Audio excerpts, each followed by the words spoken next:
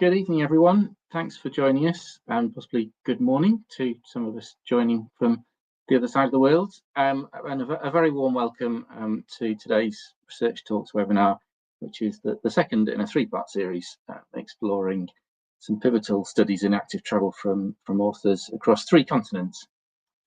Really good to see you. I'm Dom Smith, and I've got the pleasure of being UK Active Travel Lead for Steer.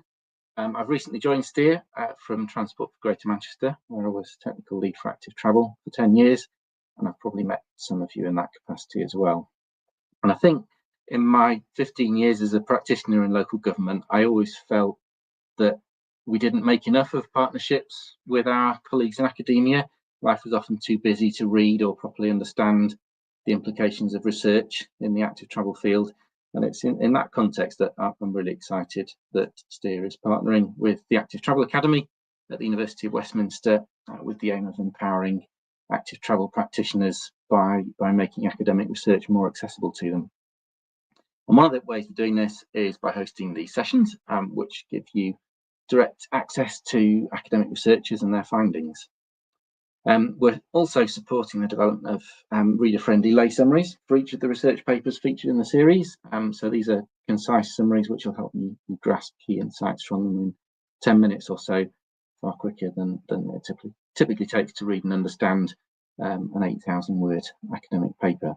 And we're publishing those summaries in English, French, Spanish, Chinese and Arabic, again, with accessibility in mind. Later today, you'll receive an email with the recording of this session and the lay summary of Kirsty's research to help you revisit and reflect on the discussion.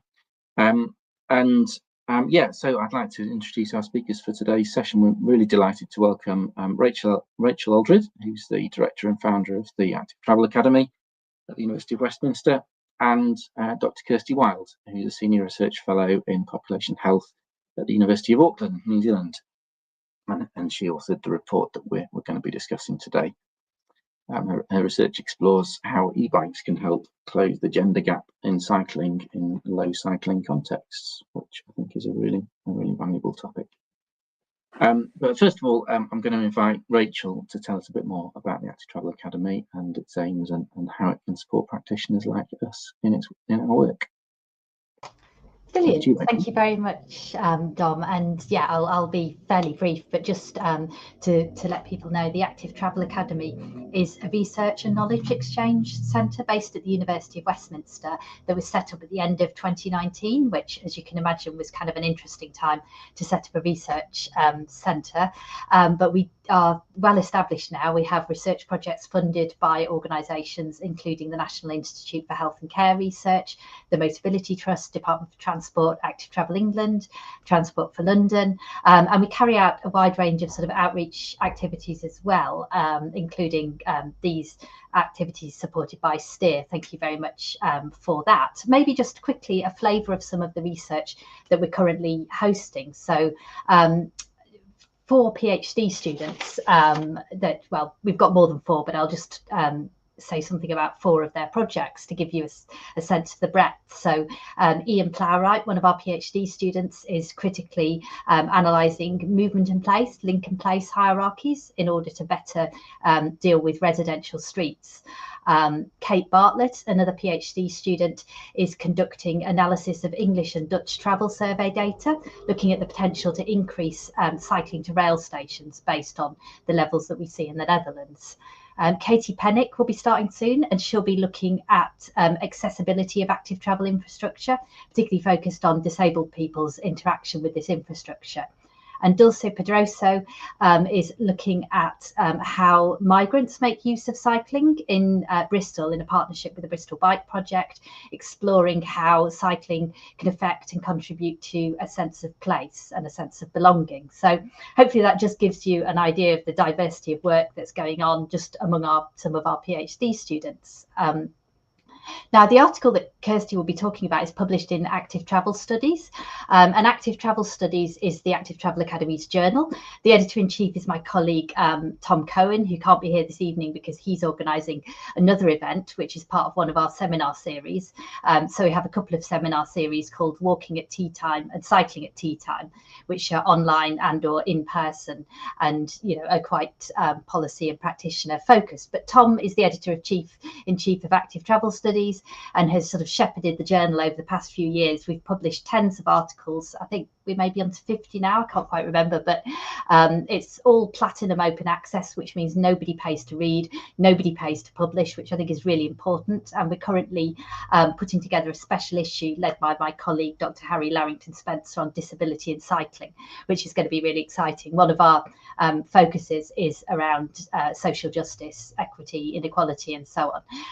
So as Don mentioned, Active Travel Studies does publish kind of 8,000 word articles, not all 8,000 word, but quite long articles. So we are also really pleased that Steer is helping us disseminate these articles in a potentially more user-friendly format, and also one in multiple languages, which is very exciting. And so, yeah, very excited to have that happening and for Kirsty's work to be showcased in this way. So I'll hand over to Kirsty, I guess. Thank you.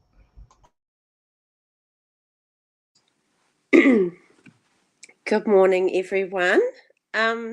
It's great to be here, and thank you for my intros to you both. Yeah, it is exciting to have our work translated in this way, producing a user-friendly summary, and to be part of Active Travel Studies journal as well, because I did get to work for a little while at our National Transport Agency, and there the policymakers really had so little access to research. So I really appreciate having an open access journal as well as the summaries.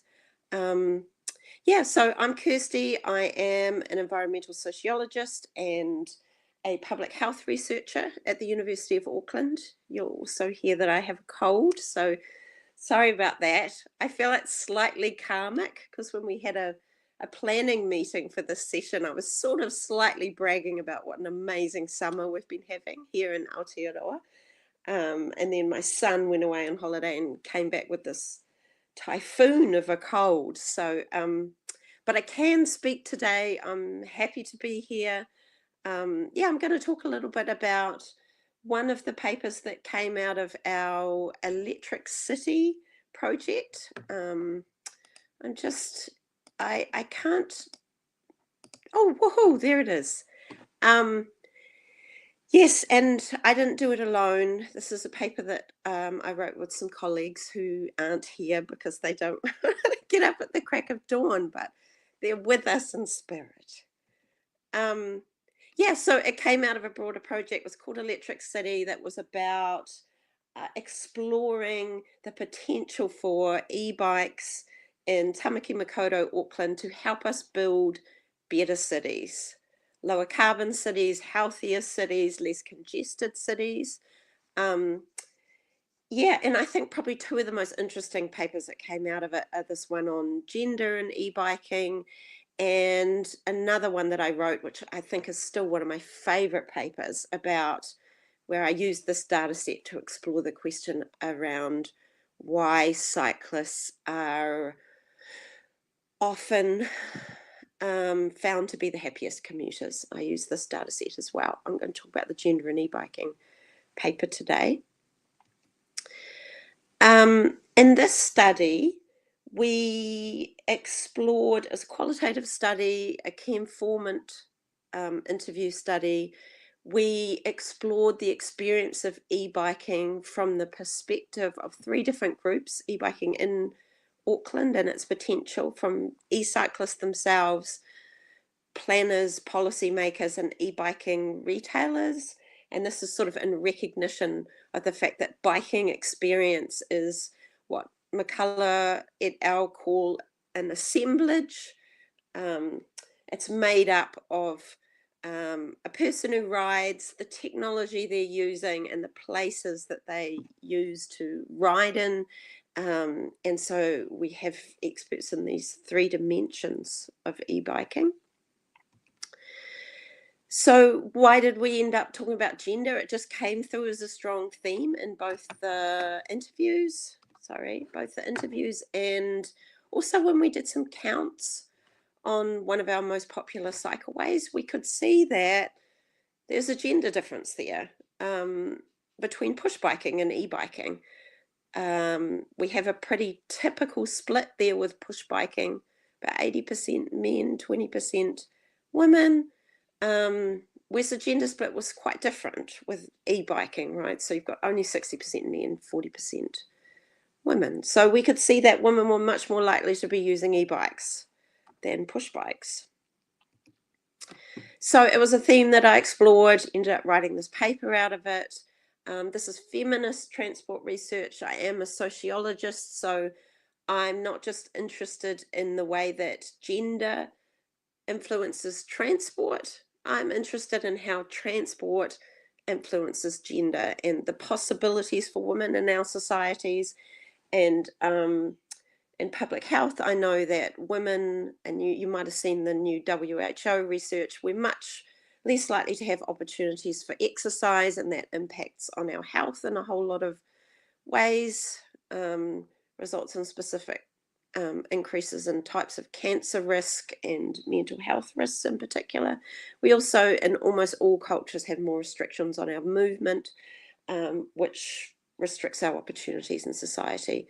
And also, I don't see gender as just an individual natural variable. Like I think still in transport research, it gets talked about as something biological, in the sense that, you know, women are naturally more fearful, or women are naturally caregivers, and this is what we need to do to help them with their their gender-based tendencies or whatever. I see gender as a social phenomenon, not just an individual one, i.e. it can change. So I'll talk about some of the themes from the research. I think transport in general, if you've ever tried to buy some clothes for boys and girls, transport is still a really strong signifier of maleness in our society. I don't know, you go in this girls' t-shirts with rabbits and flowers, and boys' t-shirts with monster trucks, and to a certain extent that isn't quite as strong with cycling, but it's still a phenomenon. Both men and women understand cycling to be largely or primarily a man's world, and women don't feel as comfortable in cycling environments and cycling retail environments as a result. So I think that came through as a theme in the research, that there's things about e-biking and e-bikes, the technology, that are challenging that. The technology can be a bit more gender neutral with step-through bikes, and the bikes in general are often much higher quality in terms of the types of bikes that have been available to women for a really long time. This one retailer talked about what a traditional bike is like for women, and here he kind of naturalizes women's preference, saying that women naturally want these things. I'd say it's partly about what we're offered. He talks about a particular bike retailer absolutely truck through their entry-level women's bikes that look like a bicycle, have a basket, and that's important to a lot of women. It looks like a bicycle and it has a basket. Well, I've seen them 18 months later and they're literally falling apart. But a lot of the people use them a few times and go, you know what, I'm not sure I enjoy this cycling. But their cycling experience is based on a bike that's, you know, it's really crappy. And e-bikes offer much better quality bike than women are traditionally being offered, and also making bike shops more inclusive. So women talked a lot about the difference between going to a specialist e-bike shop compared to a generic retailer, in terms of being in a bike shop where they're more used to encountering and talking to women, not just talking to their husband or their partner about their bikes. E-biking as an equalizer. Women talked quite a lot about enjoying being able to keep up more when they go on rides with partners and male friends. This is probably more social riding, but also keeping up with cars. Feeling like it's easier to claim your space. It's easier to keep out of the way of danger. Yeah, it's easier to take a lane, just feeling a lot more confident on an e-bike. They talked a lot about biking and motherhood, and I think 3 of the women were using e-cargo bikes. There weren't any men in the study at the time who were using them to carry their kids. One woman says, I've done nothing but have babies for the last few years, and I haven't really been interested in cycling until I got this new bike. And I think we had one study, New Zealand study, that found that women, consistent with other low cycling countries like Aotearoa, and I should have said up front that in Auckland our cycling mode share is about 0.9%, so under 1%. Our highest cycling city in Aotearoa is Otautahi, Christchurch. That's our second biggest city, and they actually have a mode share that's closer to about 6%, but that's as good as it gets here. Yes, so we know from other studies that women's cycling drops a lot when they have kids, but actually men's cycling often increases because that gender and transport association, men are considered to be the ones to teach kids to ride, so their cycling often actually goes up when they have children. So getting back on a bike was a theme, and that's partly because you can carry kids, you can carry all the stuff, you can fit everything in time-wise. People talked about it as like being in a car with your kids, that it could be really important family time. I love this quote where this woman talks about her girls on the back of her bike. Yeah, well, the girls do this thing, so, there's 2 seats, you face forward, they've got handles. Frequently I'll feel some jiggling, and she's just done it when we're moving, but mostly when we're stopped at the lights. My oldest daughter will turn around so that she and the youngest one can have a meeting. They have a meeting on the back of the bike, which normally involves like a singing contest or something. So people understood it to be quite special family time. Generally got quite positive feedback from people too. The kids did as well. They really enjoyed it. Talked about how it can be less tiring than having to push around a stroller and kids. It can expand your radius compared to walking, carrying all the stuff, managing the double day, just being so much more efficient when you can get to daycare and then you can get to work. And just being that much more reliable. So here one woman talks about trying to work and get to school in a congested city. You could leave for work in a car. Sometimes it's 15 minutes, sometimes it's 45 minutes. And if you're going to pick the kids up, you can't be plus or minus an hour. And that actually came up a few times, how stressful it is when you've got that double day and you've got multiple responsibilities. Being in a car is really stressful in a congested city like Tamaki Makaurau.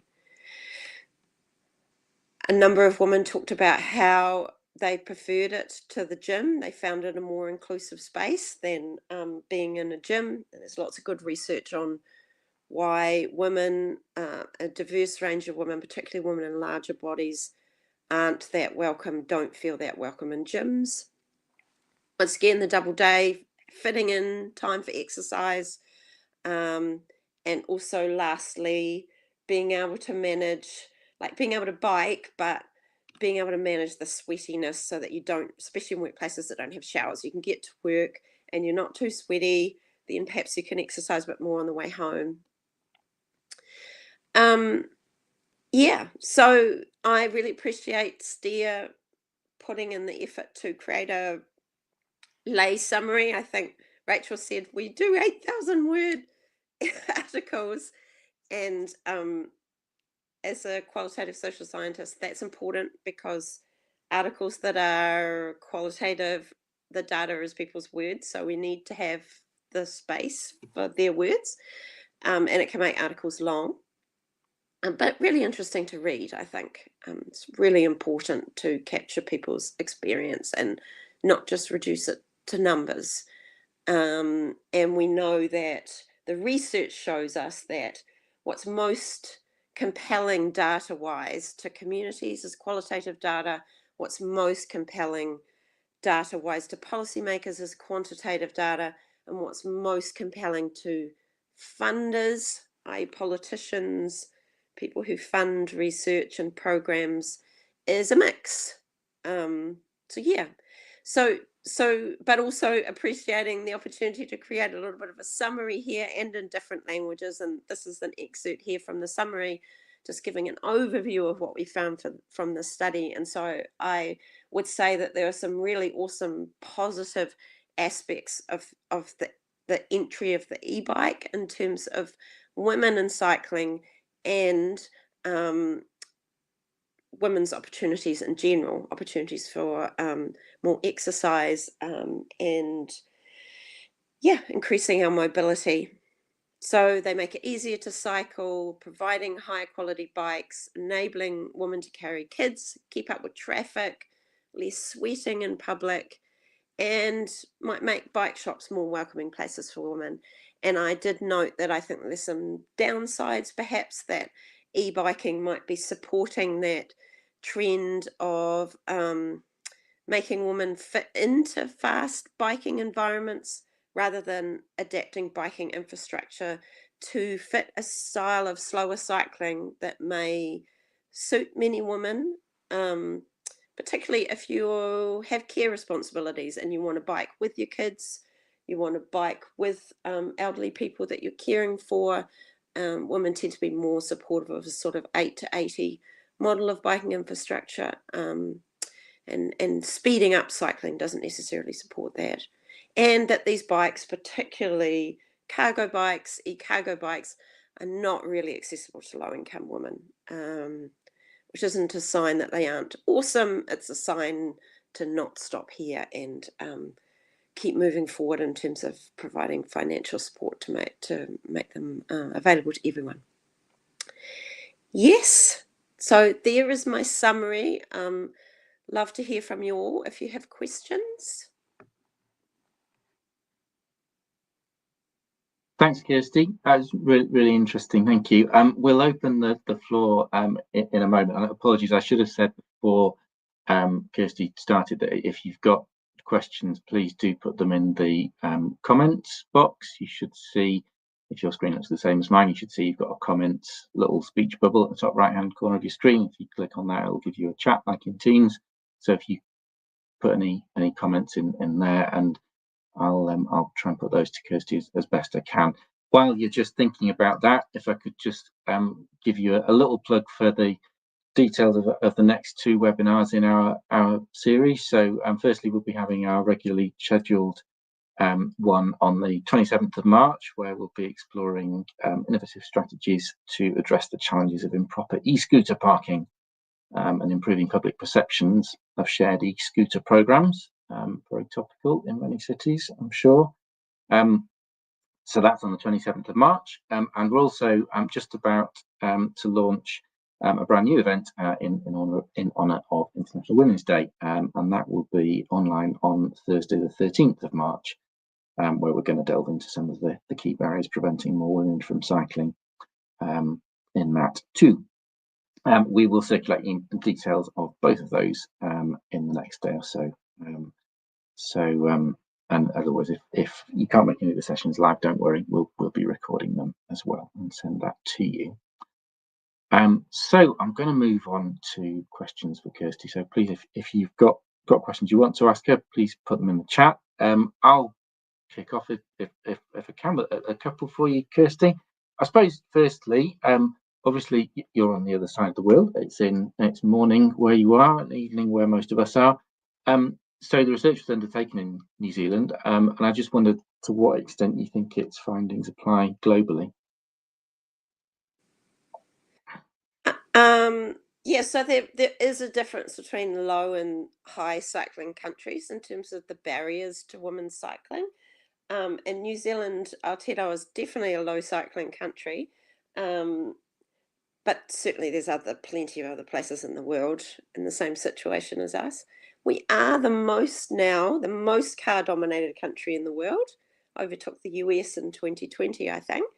But yeah, we're not the only one in our situation. And I think that probably still a lot of those barriers exist in high cycling countries. They perhaps are just not as extreme as they are in New Zealand. Yeah. Okay, great, thank you. We've got a couple of questions from Juliana. Hi, Juliana, good to see you again on the call. She says, consultants may have time and resources to explore academic research. Is that also possible for local authority officers? So how can it be made easier for local authority officers to get time? Well, I hope that what we're doing here starts to make it easier. I don't know if you've got any thoughts, Kirsty, as to how you think your research in academia can be made more accessible to practitioners in jobs like the one I used to have. Yeah, I think things like this are the meaningful way to do it. Yeah, I appreciate the opportunity, both in terms of the summary, having some open access publishing. It's a massive deal. You know, we just have quite a broken publishing model in terms of all the public money that goes into our research, and then it's behind paywalls. So we need things like this initiative, which are really meaningful in terms of the Active Travel Academy. Yeah, I was pretty shocked working in central government in Aotearoa at how little access there was to research. There was one research officer who you could email who would take a couple of weeks to get back to you, and then would provide you with an article and sometimes wouldn't even have time to get back to you, which is just totally inadequate for a multi-billion-dollar transport agency. So I think initiatives like this are really meaningful and actually still pretty rare. Yeah, I think in that context. Yeah. Sorry, Kirsty, go on. You just cut out for a minute. You carry on. You can always email academics and we'll send you our work, even if it's paywalled, definitely too. Cool, thank you. And I think in that context, good to have a plug again for Active Travel Studies journal, which is entirely free to access for anybody. Stick it in Google and you'll find it. Anybody that hasn't found Google Scholar as well, that's really useful for finding to help non-academics like us find useful academic relevant research. Moving on to others. So Kevin Eastham, I think yours is more a comment than a question, but it's a really good point. So yeah, you say we've done a few years observational research in rural suburban UK, which definitely supported the It's a Boy Thing report, which we talked about in our previous webinar. At secondary schools, colleges and industrial estates, the gender disparity was far greater than the 2080 figures we've seen from established research figures. It's really established, isn't it? Really established in the research, isn't it? That in hostile environments, hostile cities without decent cycling infrastructure, that's where the gender balance is most skewed. And if you go to the Netherlands and Denmark and parts of Germany, etc., then it's much more equal. In fact, I think I'm right in saying more cycling is undertaken by women in the Netherlands than men. Is that right? I think that's right. I'm freestyling now. Sorry. Ian Gibbs, thank you for your question. Ian says, are you aware of any projects that have made a really positive impact on attracting more female riders? Do you think that bike loans or e-bike subsidies are a good option? And is there any data to back that? Any thoughts on that, Kirsty? Yeah, so we have had a few evaluations of the different e-bike subsidy schemes, haven't we? And I don't know whether they explore gender as part of their evaluations. I can't actually tell you that in terms of the subsidies. One of the programs that I got set up here in Tamaki Makaurau is an e-bike library, just because one of the things that came out of the study was just how stressful it is trying to make a decision about cargo bikes in particular, and how expensive they are. And so I think that that's a really positive thing in terms of having opportunities for parents to try a bike beforehand. Yeah, I think globally there's plenty of studies on what you can do to support women cycling, and they're partly about, in large part about having better infrastructure. In some cases, from some cultures where cycling is really unfamiliar, actual training schemes. I mean, that's quite a big thing for migrant women in some countries, probably most countries actually, introducing them to cycling. Yeah, I think having cargo bikes available to try, better infrastructure, opportunities to learn to ride. Girls are still much less likely to be taught to ride. All those things have been shown to work. Yeah, I don't know in the e-biking space whether that's a strong part of the evaluations yet. Thanks, Kirsty. Tony Plum's got a question here. He says, did you get any insights into how e-biking by women varied by their age and family responsibilities? I mean, it was a pretty small sample, but it's obviously just a really different world when you become a parent. And for women who have got kids, yeah, they're the ones who are more likely to be using these expensive e-cargo bikes. And so that's a situation where low income women are particularly less likely to have the opportunity to use those bikes and to keep biking. Yeah, so I think that it's adolescence in low cycling countries. Adolescence and parenthood are two critical times where we see a real drop off in women's cycling. And I don't know that we've really seeing a lot of e-biking amongst adolescent girls yet. But certainly the e-cargo bikes make a difference for women once they become parenting, which is where we see a really significant drop off. Yeah, thank you. Really interesting question from Monica, who says, did infrastructure come up in your research, and is e-bike access enough to enable significantly more women to cycle without infrastructure like protected cycle lanes?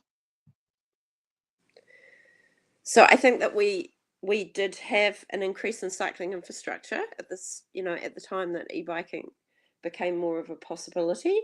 So I think that in general with e-biking studies, they tend to show that e-biking can be particularly good at sort of maybe filling in short gaps, right, between cycleways where perhaps people wouldn't have been willing to do that bit on the road on a push bike. So that you still need decent infrastructure, but perhaps there's just a bit more flexibility in coping with a few gaps or rough bits in between. I think e-cycling also requires, to really take off, it requires its own sort of biking infrastructure, bike highways. There's so much potential for people to be able to bike much further and commute by bike in a city like Auckland if you've got fast biking infrastructure. And we're starting to get a little bit more of that, but in general, just we're ending up with more conflicts between e-bikers, push bikers, and pedestrians with the shared paths that we've got as a result. So I think it does. I think you still do need decent infrastructure, but you can get away with a few more gaps. It can be a bit rougher around the edges because people feel, and women talked about feeling a bit more comfortable taking the lane on those gaps. Yeah. Yeah. Okay. Question from me, if I may. It struck me that quite a few of the bike variables that you described in your paper, things like lights and panniers and chain guards, etc., that make cycling more accessible to women, could be equally applicable to non-e-bikes. And that I just wondered whether you felt your research indicated that the cycling industry isn't doing enough to meet the needs of women and creating bikes that work for women and women's travel habits.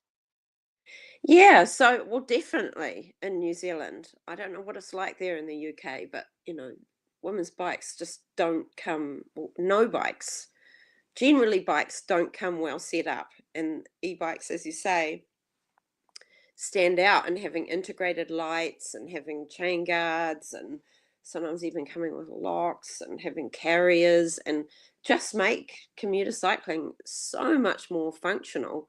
And I don't know why this stuff just doesn't come standard with bikes now, but we've had very little choice in commuter bikes until we've had e-bikes. It's very much been a sport focus, or I don't know, those terrible bikes that I talked about with the basket with 3 gears.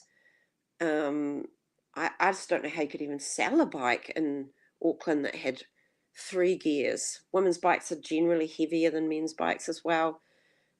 Just have really neglected bikes that are going to be functional and used for women for anything other than leisure rides, for sure. Yeah, that's good. Thank you. A very interesting observation from Anna Catherine. She says, growing up in northern Germany, very close to the Dutch border, my experience at the time was that male partners typically used the family car to drive to work, while the female partners cycled. I think really illustrating there the disparity between the kind of the environments where it's hostile to cycle and the nations which have actually really got it right for cycling, and that gender balance can sometimes go the other way if you've really got your infrastructure sorted, isn't it? I was also going to ask, you touched briefly on a bit of a risk that perhaps increasing the number of e-bikes an increasing number of e-bikes facilitates those cycling to adapt to more cycle unfriendly conditions, and that might be a risk that in doing that city authorities aren't pressed to invest in more inclusive cycling infrastructure. Could you expand a bit more on that? I think that's a really interesting thought. Yeah, well, I think that there's a definite risk that you're speeding bikes up to fit in with cars rather than slowing cars down to fit in with bikes. That, you've got this expectation that cyclists don't really need separated infrastructure, and just beyond even just safety, if you look at studies on what people enjoy about cycling, people tend to enjoy slightly slower cycling environments. It's pretty high stress having to cycle in with traffic, having to cycle fast in order to be functional everywhere. But women in particular are more likely to say that they want slightly slower cycling environments so that they have the option to cycle with their kids, cycle with, other people who they care for.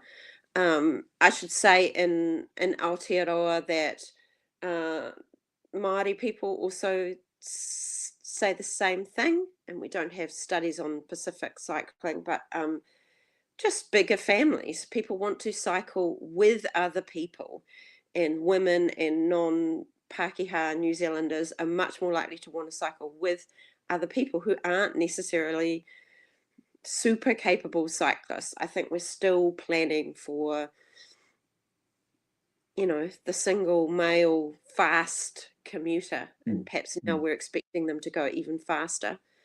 So yeah, I think even where you've got women putting kids on a cargo bike, what happens when, like I'm finding now, what happens when they're 10 or 11 and you want them to be able to cycle by themselves, and all you've got is these very fast cycling environments or nothing at all. The expectation now that someone has to use an expensive fast bike if they want a bike. Yeah, so I guess the message would be infrastructure that's accessible to all, that enables faster bikes, enables wider bikes like your e-cargo bikes, etc., and ensuring that we're building infrastructure that is accessible to everyone, and encouraging everybody to get on a bike. I guess. Yeah, and generally means not one size fits all infrastructure too, doesn't it? Yes. That the slowest, smallest cyclists might be able to ride on a footpath, little ones, that you might have slower cyclists in a cycle lane and the fastest cyclists might go on the road. Yeah. Not ending up with these shared paths with everyone with all these different abilities, which and pedestrians, and which can be a real nightmare and dangerous. Yeah. And I guess fundamentally catering for different speeds in cycling infrastructure means making it wider, doesn't it? Because you've got to cater for people to be able to pass each other safely and in comfort. So you need to be taking account of that. You mentioned about bike shops and reducing sexism in them. I think that's really important. I've had some really bad experiences, and I know my wife has, for example, with bike shops. Were there any particular lessons learned from your research in that regard, do you think? Yeah, and that was something I felt strongly about too, because generally all transport repair environments are just much more stressful for women, including bike shops. And we know we've got research from car repair environments that women are much more likely to be overcharged in those environments, certainly feel more talked down to in those environments, just not empowering environments. And we don't really have a similar study for biking environments, but there's one US study that showed that women would rather go to the dentist than have to take their car in for repairs. And there's sort of a milder version of that with bike environments, with bike shop environments. So I liked that women were talking about that in the study and talking about how e-bike shops in particular, shops that particularly focused on e-biking, were just much more useful, much more used to dealing with women, and much less likely to talk down to you, and more comfortable talking about some of the just basic physiological stuff that matters to women, like the comfort of your seats and worrying about, women talked about worrying about, will this bike support my weight? Just because in society there's so much focus on women's weight, and just being able to have conversations about stuff that women perhaps might feel embarrassed about talking about. That they could see a difference.